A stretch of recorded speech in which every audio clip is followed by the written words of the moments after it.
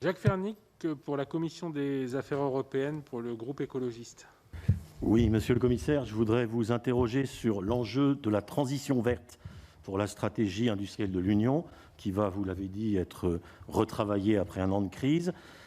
Cette transition vers la neutralité carbone d'ici 2050 nécessite de la résolution, un cadre réglementaire adapté, des investissements massifs, stopper toute subvention européenne aux projets fossiles, décarboner les processus industriels, développer l'hydrogène 100% renouvelable, s'engager résolument aussi dans l'économie circulaire, autant d'axes de cette stratégie industrielle pour lesquels il faudra de robustes dispositifs d'accompagnement, notamment pour nos PME.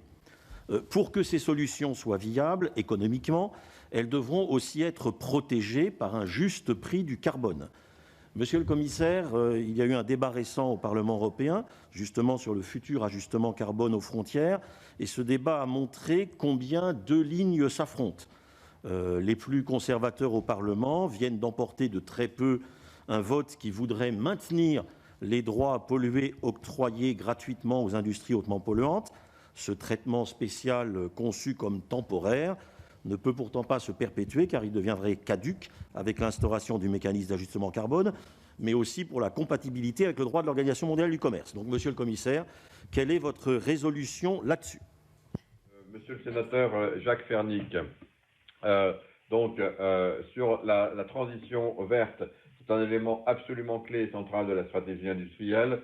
Nous voulons avoir une approche qui est différenciée par écosystème pour identifier les barrières et initier une transition.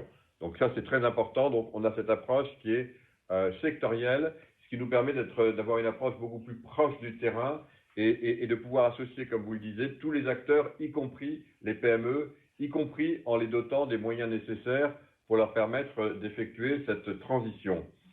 Pour que l'industrie se transforme, il faut aussi qu'elle le fasse à armes égales avec la mondialisation. C'est ce qu'on appelle dans le jargon consacré le level playing field, c'est-à-dire travailler à armes égales. Et donc il s'agit évidemment, j'en avais pas parlé tout à l'heure, donc ça permet de revenir sur le mécanisme d'ajustement au carbone, de CO2 au carbone.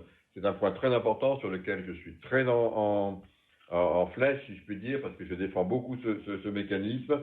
Il doit nous permettre précisément de mieux réguler, de mieux contrôler ce qui se passe et de permettre précisément à la fois d'abord de doter l'Union de ressources, mais ce n'est pas l'objectif principal, c'est vraiment un objectif, je dirais, d'équité et donc d'accompagnement avec les ressources générées pour tous ceux qui vont devoir avoir à effectuer cette transition.